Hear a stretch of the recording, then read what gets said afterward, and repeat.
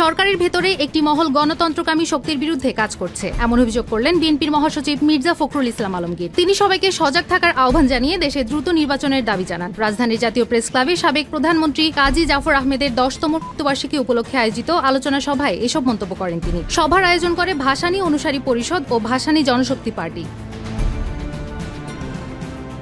মির্জা ফখরুল অভিযোগ করেন, সরকারের মধ্যে এমন একটি মহল রয়েছে যা গণতন্ত্রের পক্ষের শক্তির ক্ষমতায় আসা রোধ করতে কাজ করছে। তিনি বলেন, 10 মাসের মধ্যে নির্বাচন হলে বর্তমান সমস্যাগুলো দেখা যেত না। কিছু রাজনৈতিক মহল পরিকল্পিতভাবে নির্বাচনের প্রক্রিয়া বাধাগ্রস্ত করতে নিত্য নতুন দাবি তুলছে, যার সঙ্গে সাধারণ মানুষ পরিচিত নয়। এ ধরনের কৌশলের মাধ্যমে তারা হুমকি দিচ্ছে এবং সুবিধা নিতে চাচ্ছে বলে উল্লেখ করেন মির্জা ফখরুল।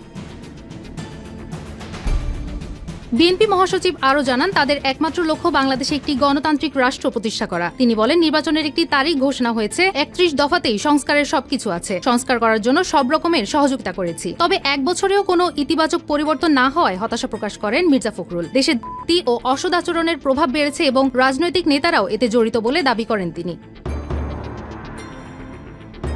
ফখরুল আরও বলেন, 71 সালের মুক্তিযুদ্ধের সময় যারা অপকর্ম করেছে তারাই আজ বড় কথা বলছে। তাই জনগণ ও রাজনৈতিক দলগুলোকে অত্যন্ত সজাগ থাকার প্রয়োজন। তিনি উল্লেখ করেন, যদি কেউ মনে করে তারা জিতে গেছে তবে তা বড় ভুল হবে। বর্তমান পরিস্থিতিতে দেশের ভবিষ্যৎ রক্ষায় সবাইকে একসাথে এগিয়ে আসার আহ্বান জানান তিনি।